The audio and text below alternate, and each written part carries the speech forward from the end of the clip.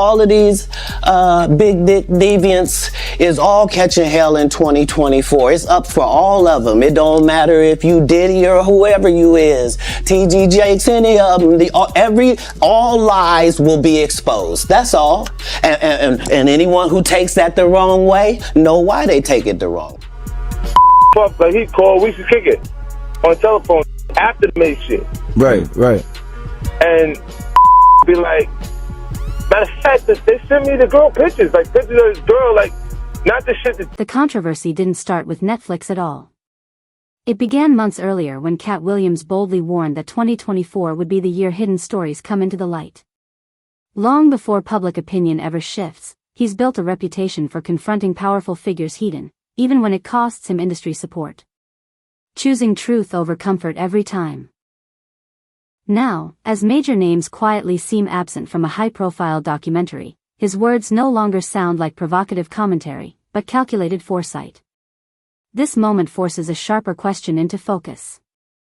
Not whether Katt was right, but how much reality was deliberately kept out of reach and why we were never supposed to hear it.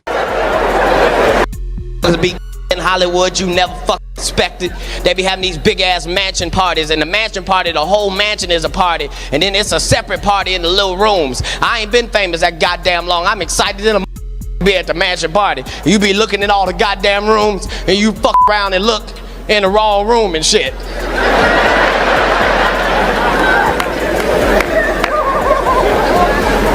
Did you ever have the opportunity where you got invited and you said no to it? Hell yeah. What was the consequences when you said no? Puffy invited me for weeks, asking me to come and teach him how to, wanted me to be his acting coach for a while. Go there and he's sitting around just looking. I'm like, okay, what's the material you want to work on? He's just looking at me. Then next thing you know, okay, hey, will you help me? I want to hear your music. So I come over there and I play the music. And he's sitting there just looking at me, like waiting. Okay. So then my assistant was like, he wants to hang out with you next week. And I was like, for what? He's like, I think he's trying to you. That's what my assistant said. And I was like, oh, okay. Now I get it. So now no more communication. Now you know to be hands off with somebody. A number of producers come in to make the approach, and you threaten to punch them in the mouth, or threaten to knock their head off for talking to you or looking at you like you're a woman. When you approach a real man about his masculinity, you're going to get a real reaction back. It's a difference when a guy walks in a room and when a man walks into a room. And a man don't take the same things that a guy will accept. So always be the man in the room. And that's always been my whole thing, and have lost businesses because I don't bend over in that way. I don't compromise. I don't play gay roles. I don't kiss a man. I don't do that shit because the man card means everything. I had no idea we're going to go this direction with the podcast. This is absolute. But listen, we've talked about it. We've had a lot of the guys on to talk about this stuff. Are you done with Hollywood because of this specific reason? I'm still working. I still, I haven't made the money necessary to do all of the other stuff. So I still have to go and do the Chitlin circuit. I still have to do the job that I need to. But eventually, I've done what I set out to do, which was to redefine the universe. I've proven what I've set out to do, and that's why I have all the patents. Whether they evaluate it or not, that's up to them. But I've done the work and finished it. Now I can go on and do whatever else we need. When 50 Cent attached his name to the Diddy documentary, viewers anticipated raw transparency with no compromises because his image has always been rooted in confrontation, not careful negotiation. Yet reports now indicate that 7 high-profile celebrities were quietly cut before the final release, exposing a deeper conflict between speaking freely and staying afloat within powerful systems. That contrast raises a sharper issue. Was this a strategic decision to preserve influence or a clear sign that even the most fearless figures eventually run into boundaries they can't cross? Isn't it weird that the government was so interested in Diddy's baby oil that they took 1,000 bottles away from his house? If the government took 1,000 bottles of baby oil and somebody had things what appeared to be baby oil, and then you have to listen to the prosecutor. He said that they seized 1,000 bottles what allegedly to be baby oil. Allegedly to be baby oil. So that's telling people that it wasn't baby oil. And people think that that was baby oil, they out their mind.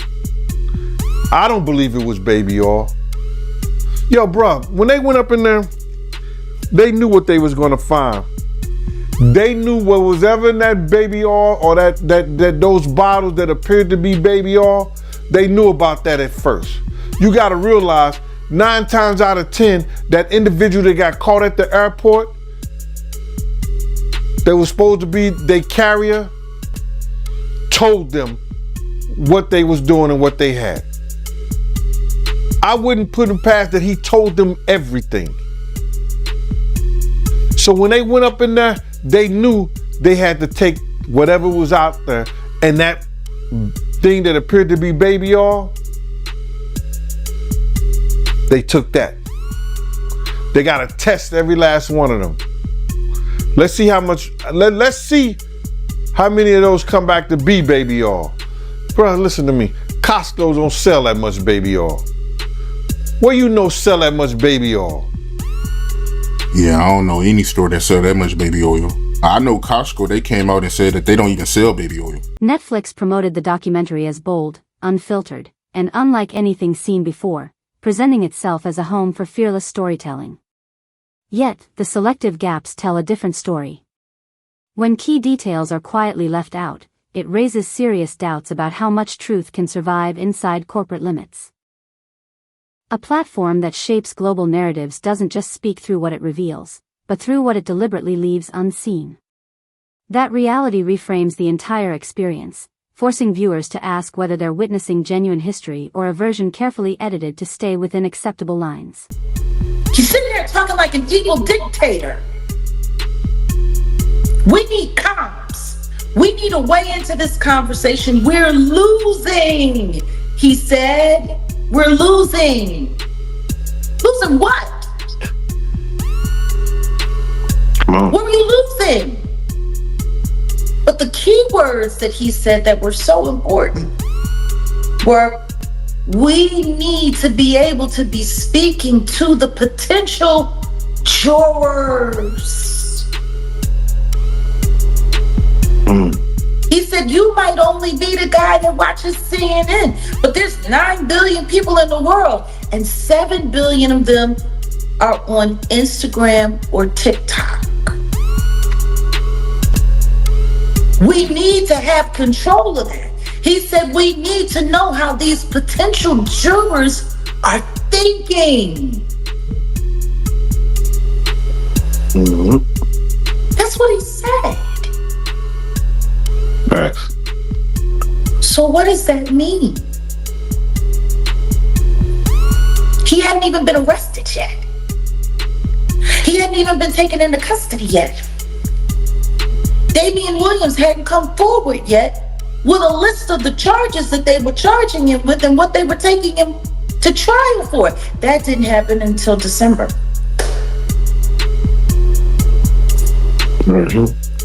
So once again, they were losing? Losing what? Losing at what? We need to have control of comms. We need to make sure that we know how the potential jurors are thinking.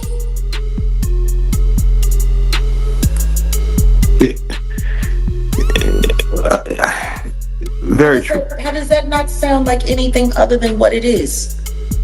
They were looking to infect the jury pool as early as possible. Hollywood has always functioned under an unspoken hierarchy where accountability is applied unevenly, shaped less by facts and more by influence, money, and deep-rooted alliances. Those forces often determine who faces scrutiny and who stays protected. And the noticeable absence of certain high-profile figures only strengthens the idea that fame doesn't just elevate, it shields. That reality pushes an uncomfortable question to the surface in an industry built on power and perception.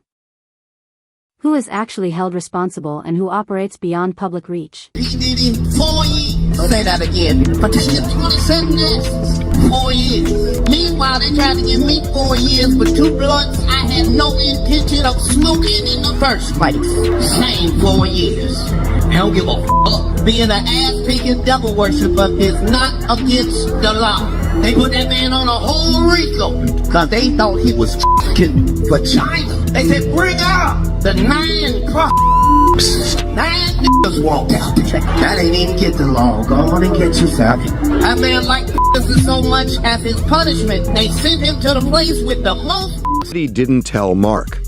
Does Mark feel betrayed by Diddy? I've not talked to Mark about it. What do you think? Would feel. What do you think? I will tell you I'll just tell you, if it was me, I would be more than a little upset. I was more than a little upset when the client didn't know and I was being recorded. I mean, there was a while there where I was meeting clients under bridges, freeway bridges, because I was PTSD over it. So I think, as a lawyer, it is one of the most inviolate oaths that you take to protect the client confidentiality and the client privilege. So I don't know. I haven't talked to Mark, but if I were Mark, I would be out of my head. Out of my head. It's incredible. Diddy did two things here. Number one, he betrayed Mark Agnifilo, who, to your point, did so much for him. Obviously, without Mark Agnifilo, may very well be spending the rest of his life in prison. The second thing that he did is, by having a third party that's privy to the conversation, the videographer in this case standing there, there's no privilege, right? Diddy waived that entire privilege. Now, it didn't end up backfiring because it seems nobody knew about it until the end of trial, and what are you going to do at this point? But it's such a callous act by Diddy to just sell out his lawyer like selfish. that. It's so selfish. Now, we should say that, remember, Diddy and his team were very upset when they found out that this footage was part of the documentary, and they tried to shut it down, but you know, the act of taping it is what out. is so the awful. The act of taping it, right? Without Agnifilo's Diddy would say that I didn't authorize that video going out, and the argument they've made is that he's the one who has the right, that he owns that footage. But that's a copyright issue. That has nothing to do with the morality of the whole thing. Yeah, the morality is clear. That what's unclear is what kind of a deal did he have with the videographer? Because I'll tell you what the sense is that I have based on my conversations. I think it was a loosey-goosey thing. Yeah. And I don't even know they had a written agreement. And if they didn't have a written agreement, the videographer is the one who owns it. Copyrights cannot be transferred through an oral contract. Nobody, you have to put copyright transfers in writing or they don't count. And there you go. I think that happened here. Yep. Stephanie calling in from Brooklyn, New York. Diddy needs to take some accountability. He's more mad at the lawyer than his own actions.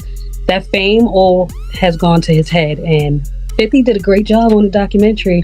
It was a scary watch, sad. Behind every documentary sits a legal minefield shaped by defamation rules, confidentiality agreements, and the constant threat of lawsuits where even well-supported accounts can be pushed aside if the risk becomes too high. In this situation, silence may not reflect uncertainty, but calculated caution driven by potential consequences. And when truth itself is treated as a liability, it raises a critical challenge for media institutions. Where does responsibility end and courage begin? Coming forward that had never come forward before. Kirk Burroughs finally admitting out loud that he had been essayed by Diddy. That's a first for most people to hear out loud. Do people know that it happened? Absolutely. See, and this is the biggest problem. Like I've been telling y'all, it's funny how people like to sit there and pretend like everybody ain't heard about all of these things in the backdrop. Like everybody ain't heard about all these things throughout the years. That's the one thing that I love that Kirk Burroughs was saying at the end of episode 4 when he first, dropped the bomb that he had been essayed by Diddy. It was Kirk Burroughs. Yeah, who has been here since the beginning. Yeah, he's the founder. He said people keep pretending like all of this stuff that they hear about Diddy is something that's new. He's been doing these things.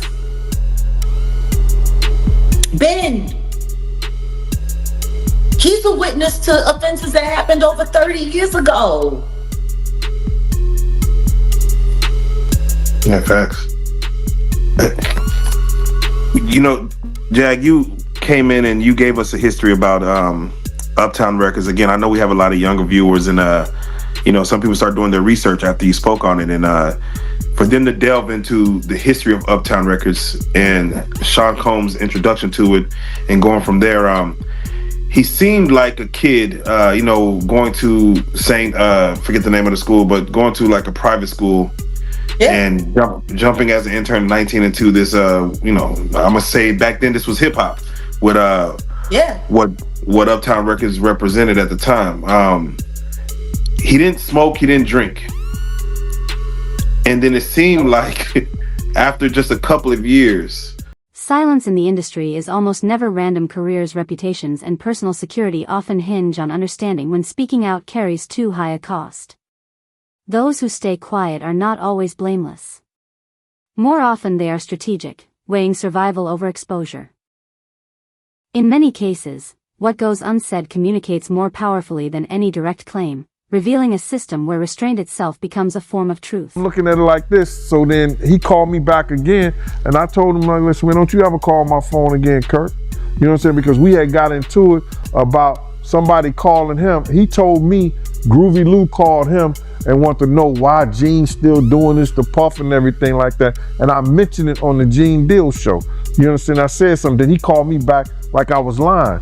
And listen to me, Kurt. Don't call me about what these clowns and these niggas say right here, bro. And especially don't call me talking about what I gotta fix. When in fact, you know what you told me and you know what our conversation was. You know what I'm saying? So the whole thing about why I'm not in the thing, the lady was talking greasy to me. She had no right to talk greasy to me. And then she told me that 50 didn't have the power to do anything, but they using his name to like push the whole documentary. And that's what it was about. So that's why you don't see a cameo other than the pictures they used of me on the film in the documentary. I got like 3 or 4 pictures in the documentary that I've seen of myself. Some people say they saw more, but I know three different times where I was certain places that you could actually see me in the documentary, and that's the only thing you're gonna get. But the stories that they told in the documentary, bruh, come on. They could have went a whole lot deeper. They could have did a whole lot more. So I ain't in the documentary because that lady that was the director, I think, what's her name? Alex Staples. You know her name, Mighty? Yo, Mighty, just give me 1 second. Give me 1 second. I'm gonna look this up, all right? Okay. Her name is Alex Stapleton. The director that I spoke to was Alex Stapleton. She was the one who told me that she was the director, she was the producer, whatever, this, that, and the third, the whole 9 yards. And she was talking mad greasy to me. And listen here, it's no matter, after you talk that kind of talk to me, it's no amount of money she could have paid me anyway for me to get in there. My story is more too valuable, getting in the depth or getting in depth with this whole stuff, and it would have helped. Not every omission exists to shield those with power. Some are meant to protect people who were hurt. Certain stories may have been left out not to erase truth, but to avoid reopening wounds for individuals who endured harm rather than caused it. Exposing deeply personal pain without consent can cross the line, transforming accountability into spectacle instead of justice. That reality introduces a more complex challenge. How to pursue truth with integrity while honoring compassion and where responsibility should pause to prevent further damage. It never happened. I was there, I saw it. I saw Jessica run down the steps after she grabbed the money box because my man Eddie was protecting her. And Eddie's the one called me on the walkie-talkie and said, yo, Jessica just locked me in outside the gym, Gene. You couldn't go down the steps after they bum rushed the door. You understand? I had to run around the whole gym on the outside, around the gym, down the steps, run across the basketball court, and open the front door. When I opened that one door, because it pushed inside, people start squeezing through that. Then I just kept doing the doors, and people was coming in there, falling dead, right out, just falling out right there. And once they got in there, they just fell out. It was crazy, bro. It was a crazy sight. So I was there, man. So I knew more than they would put down there in that documentary. And you know what I'm saying? You even see me, when Puff is standing up right there, you see me down there trying to do CPR on somebody, and that was a 17-year-old kid that died, bro. That was a 17-year-old kid that died. I knew his brother. His brother was sitting there crying, talking about, my mama gonna kill me. This is the first time I ever took my little brother anywhere. Terrible, man. Who do you put the blame on for that whole City College thing? Do you put it all on Diddy, or is it more people that played a part? Well, I think Puff cutting security for the outside is a big part. Second of all, the college should have had their security there, and you didn't see none of the college security, and the college should have let the police department know that it was a function of that magnitude that was coming. So it's Diddy and the college and the security and the school. To get into this documentary, man, because I want to get your point of view, man, and I want you to break it down. It's one part in here where Eric Sermon, he told a story about how he was in the car with Misa, and Diddy caught him in the car, and Diddy swung on him. You seen that part? Well, Eric Sermon said that Puff swung on him and invited him, and he invited Puff to go around the corner. But a lot of people, Kirk Burrows told the story, and I told him, like, because we knew that had happened back in the... Audiences often push for total exposure, but responsible journalism has to balance truth with potential harm, knowing that not every detail can be revealed without consequences. At the same time, selective storytelling becomes dangerous when it feels engineered, slowly eroding trust as viewers sense control rather than clarity. In that space, honesty about boundaries and limitations may be just as important as the narrative itself. The question that remains is whether media can preserve credibility when completeness isn't possible, or if trust depends on acknowledging what's missing. And as you know, him and Diddy, they've been cool ever since. Him, Diddy, the Jigga Man. That was another thing I thought that was interesting, that Jay-Z wasn't mentioned at all in any of this documentary. Yeah, he was there for so much of it. Because right after the Diddler beat the crap out of Steve Stout, the Jigga Man poked up on Rivera. Not long after that. All of this stuff happened around the same time. Why do you think Jay-Z wasn't involved in none of this? Well, I mean, he was involved in a lot of it. You mean, why wasn't he mentioned? Yeah, mentioned in the documentary at all.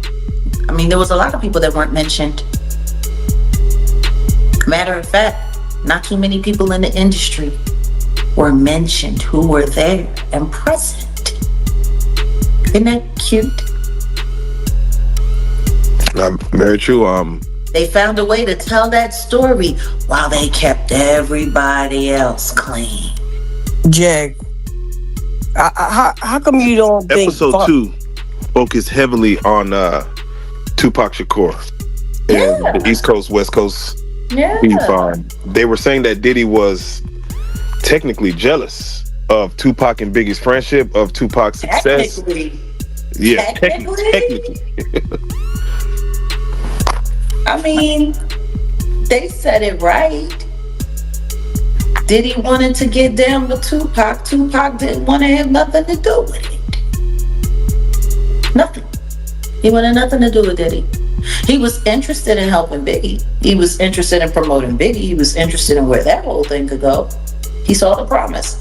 And I think he knew that Biggie was being taken advantage of. I think he knew that. As the gaps grow more visible, Katt Williams' earlier warnings take on a sharper relevance, revealing that his message was never about isolated figures, but about systems built to defend their own survival. What once seemed exaggerated now reads as deliberate and exact, echoing through events that unfolded exactly as he predicted. In hindsight, the breakdown wasn't a lack of evidence or clarity. It was the hesitation to take his words seriously when it mattered most. No matter who gets hurt, we could go on and talk about, now his mother, supporting him, doing this like that. Kirk Burrows said he slapped the shit out of her. I seen her curse. I was there when he cursed her out. So that's not far-fetched for me. That's not far-fetched for me. We know what he did to Cassie. We know he did to Jane Doe.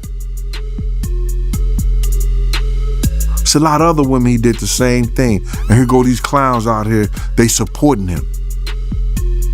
Why? What secret do Diddy have on you?